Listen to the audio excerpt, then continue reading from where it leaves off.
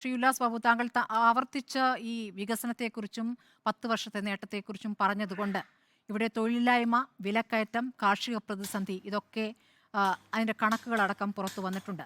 സ്വതന്ത്ര ഇന്ത്യയിൽ അരനൂറ്റാണ്ടിനിടയിലെ ഏറ്റവും വലിയ തൊഴിലില്ലായ്മയാണ് നിലവിലുള്ളതെന്ന് മുൻപ് തന്നെ ഒട്ടേറെ റിപ്പോർട്ടുകൾ വന്നിട്ടുണ്ട്. ദേശീയ സാമ്പിൾ സർവേ കണക്ക് പ്രകാരം തൊഴിലില്ലായ്മ നിരക്ക് 9%.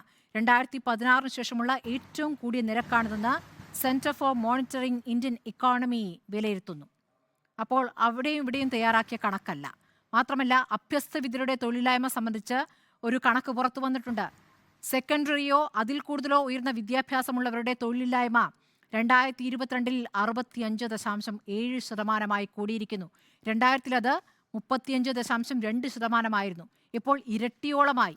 ഇന്ത്യയിലെ തൊഴിലില്ലായ്മ മുൻനിർത്തി അന്താരാഷ്ട്ര തൊഴിൽ സംഘടനകളും ഇൻസ്റ്റിറ്റ്യൂട്ട് ഓഫ് ഹ്യൂമൻ ഡെവലപ്മെന്റും ചേർന്ന് തയ്യാറാക്കിയ 2024 റിപ്പോർട്ടിലാണ് ഞെട്ടിക്കുന്ന ഈ വിവരമുള്ളത്. ഈ കണക്കുകളോടുള്ള പ്രതികരണം.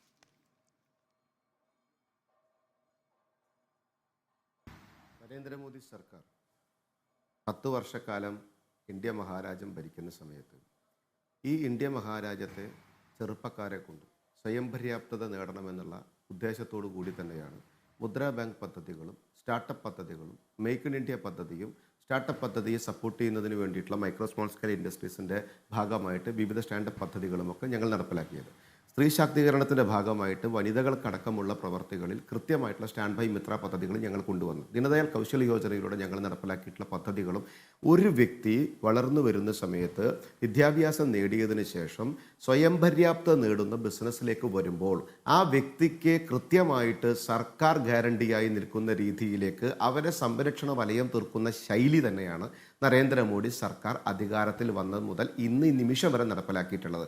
അത് കുട്ടികളുടെ കാര്യത്തിൽ ബെട്ടി ബച്ചാവോ ബെട്ടി പഠാവോ എന്ന കാര്യത്തിലായിക്കോട്ടെ, ഇൻഷുറൻസ് പദ്ധതിയുടെ കാര്യമായിക്കോട്ടെ, കർഷകൻ്റെ കാര്യത്തിൽ കിസാൻ സമ്മാൻ നിധി അടക്കമുള്ള കാര്യങ്ങൾ. കർഷകൻ്റെ കാര്യം പറയുമ്പോൾ കേരളത്തിലെ കർഷകൻ്റെ വിഷമം കാണാതെ നിങ്ങൾ പറയുന്നത് വിഷമമുണ്ട്. അവർക്ക് കൃത്യമായ താങ്ങുവില കൊടുക്കാത്തതിൽ വിഷമമുണ്ട്. അവർ ചിറ്റൂര് പോലത്തെ പ്രദേശത്ത് പാടം കത്തിച്ചു കളഞ്ഞ കർഷകനുള്ള ഈ നാട്ടിലിരുന്ന് നിങ്ങൾ അവിടേക്ക് മാത്രം നോക്കുന്നത് എനിക്ക് പരാതിയുണ്ട്. പക്ഷെ കൃത്യമായിട്ട് ഈ കേരളത്തിലെ അല്ലല്ല, കണക്ക് കൂട്ടിയപ്പോൾ തെറ്റിപ്പോയിട്ടൊന്നുമില്ല. LDF സർക്കാരിന്റെ മഹത്വം നിങ്ങൾ പറയേണ്ടപ്പ നിങ്ങൾ ഇന്ത്യ മഹാരാജ്യത്ത് നിങ്ങളെ എനിക്ക് എന്താ പറയുക ഉദാഹരിക്കാൻ സാധിക്കാത്തത് കൊണ്ടാണ്. കാരണം കേരളത്തിനകത്ത് മാത്രമല്ലേ ഉള്ളൂ. അതുകൊണ്ടാണ് കേരളത്തിലെ രാഷ്ട്രീയ പാർട്ടികൾ നിങ്ങൾ വൈറ്റ് വാഷ് ചെയ്ത ചരിത്രത്തെക്കുറിച്ച് ഞാൻ പറഞ്ഞു തന്നത്. അപ്പൊ എന്നോട് സാധിക്കില്ല.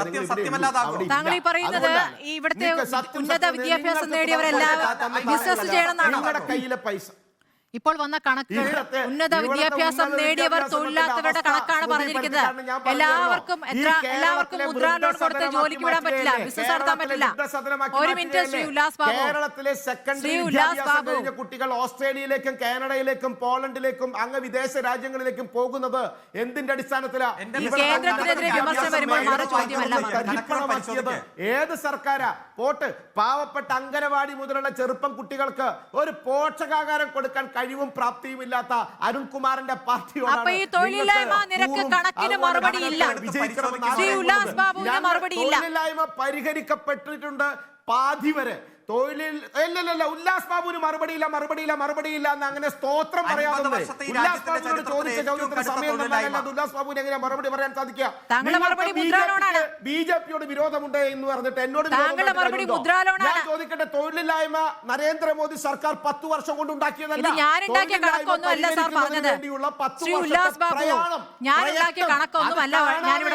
സ്മൃതി പരുത്തിക്കാട് ബിജെപി കണക്കല്ല ഞാൻ പറഞ്ഞത്. അല്ലല്ല, സ്മൃതി പരുത്തിക്കാട് അരുൺകുമാർ പറഞ്ഞ സമയത്ത് നിങ്ങൾക്ക് തൊഴിലില്ലായ്മയുടെ കാര്യത്തിൽ കൃത്യമായി പറഞ്ഞുതരാം. നരേന്ദ്രമോദി സർക്കാർ 10 വർഷക്കാലം അധികാരത്തിൽ വന്നതിന് ശേഷം ഉണ്ടായതല്ല തൊഴിലില്ലായ്മ. 2022 വേണ്ടിയുള്ള നിങ്ങൾ പരിഹരിച്ചു എന്ന് പറയുന്നിടത്താണ് നിങ്ങളുടെ കാലത്ത് തൊഴിലില്ലായ്മ നിരക്ക് കൂടിയതിന്റെ കണക്ക് വരുന്നത്. നിങ്ങൾ പരിഹരിച്ചു എന്ന് പറയുന്നത് കളവാണ്. നിങ്ങളുടെ കാലത്ത് തൊഴിലില്ലായ്മ നിരക്ക് കൂടിയിരിക്കുന്നു. നിങ്ങളുടെ കാലത്ത് പാർലമെന്റിനകത്ത് തൊഴിൽ രഹിതരായ അഭ്യസ്ത വിദ്യാർത്ഥികൾ പുക ഉപയോഗിച്ച് പ്രതിഷേധവുമായി വന്നു. പ്രതിഷേധം പാർലമെന്റ് കണ്ടത് നിങ്ങളുടെ കാലത്താണ് ശ്രീ ഉല്ലാസ് ബാബു. നിങ്ങളുടെ കാലത്താണ് അഭ്യസ്ത വിദ്യരായ ചെറുപ്പക്കാർ പാർലമെന്റിനകത്ത് പുക പ്രതിഷേധവുമായി വന്നത്. അവർ പറഞ്ഞത്, അവർ അറസ്റ്റ് ചെയ്യപ്പെട്ടപ്പോൾ പറഞ്ഞത്, ഞങ്ങൾക്ക് ഉന്നത വിദ്യാഭ്യാസമുണ്ട്, ഞങ്ങൾക്ക് തൊഴിലില്ല എന്നാണ്. എന്താ സ്മൃതി വനിതാ ബില്ല് പാസ്സാക്കിയതിനെ കുറിച്ച് ഒരു കൈയടിക്കാത്തത്? വനിതാ ബില്ല് പാസ്സാക്കി എപ്പോ നടപ്പാക്കും? വന്ദേ ഭാരത് നിധിയിലൂടെ ബാങ്ക് ട്രാൻസ്ഫർ സിസ്റ്റത്തിലൂടെ കൃത്യമായി പൈസ കർഷകന് എത്തിച്ചതിന് എന്താ ഒന്ന് കൈയടിക്കാത്തത്? കൈയടിക്കാൻ പറ്റില്ല. ഇല്ല, അതിർത്തിയിലെ കർഷകരുടെ സമരം താങ്കൾ കണ്ടില്ലേ? അതിർത്തിയിലെ കർഷകരുടെ സമരം കണ്ടില്ലേ? ഒരു പ്രവർത്തന ശൈലി ആയതുകൊണ്ടാണ്. ശരി, താങ്കളിങ്ങനെ ഒച്ചയിട്ട് ഉത്തരം പറയാതിരുന്നിട്ട് കാര്യമില്ല ശ്രീ ഉല്ലാസ് ബാബു. ജൂൺ 4-ാം തീയതി നിങ്ങൾ ഒച്ചയിട്ടിട്ട് കാര്യമില്ല. 400 സീറ്റുമായി BJP 3-ാം തവണ അധികാരത്തിലേക്ക് 400 സീറ്റ് പ്രതിപക്ഷ പാർട്ടികളെ ഇല്ലാതാക്കി 400 സീറ്റ് +30 ഒരു അംശം വേണ്ട. ഏത് വകയിൽ? എവിടുന്നാണ് ഈ കണക്ക്?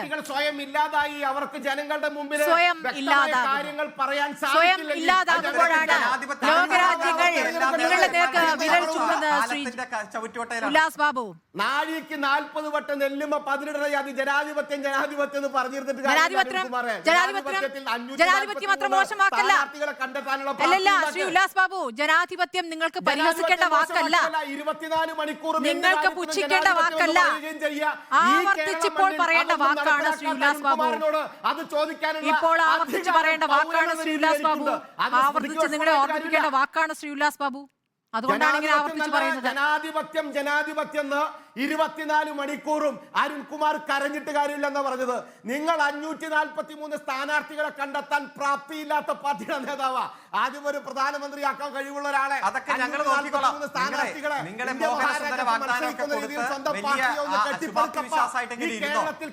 ഇത്തരത്തിൽ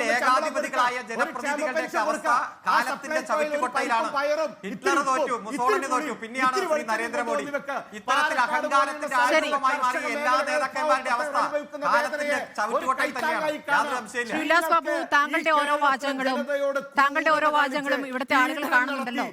താങ്കൾ അടക്കമുള്ള നേതാക്കളുടെ പ്രതികരണങ്ങൾ ജനം കാണുന്നുണ്ടല്ലോ. നിങ്ങളിലേക്ക് ഉയരുന്ന ചോദ്യങ്ങൾക്ക് നിങ്ങൾ എത്രത്തോളം വ്യക്തമായ മറുപടി പറയുന്നുണ്ട് എന്നുള്ളതും ജനം കാണുന്നുണ്ടല്ലോ. അപ്പോൾ ജനം വിലയിരുത്തട്ടെ. ആത്യന്തികമായി നിങ്ങൾ എത്ര ധാർഷ്ട്യത്തിലും അഹങ്കാരത്തിലും മറുപടി പറഞ്ഞാലും തീരുമാനിക്കേണ്ടത് ജനമാണല്ലോ. ജനത്തെ ചുരുക്കി കാണാതിരിക്കൂ ശ്രീ ഉല്ലാസ് ബാബു, ജനത്തെ ചുരുക്കി കാണാതിരിക്കൂ. സ്മൃതി, ഇത് കേക്ക്. ജനത്തെ ചുരുക്കി കാണാതിരിക്കും. ജനം അത്ര വിഡ്ഢികളല്ല, ജനമെല്ലാം കാണുന്നുണ്ട്. ശ്രീ ജിൻഡോ ജോൺ, അവസാനമായി കേരളത്തിലെ ജനങ്ങളോടാ പറയണേ. ശ്രീ ജിൻഡോ ജോൺ, ജനങ്ങളോട് സ്മൃതിയിലൂടെ പറയുകയാണ്, കേരളത്തിൽ MP-മാർ ഉണ്ടാകും. സ്മൃതി ഇത് കേട്ടോ, കേരളത്തിൽ MP-മാരുണ്ടാവും കാത്തിരിക്കൂ. നമുക്ക് കാണാം, തെരഞ്ഞെടുപ്പാണല്ലോ, കാണാം. നിങ്ങൾ ശരി, ആയിക്കോട്ടെ. ശ്രീ ജിൻഡോ ജോൺ,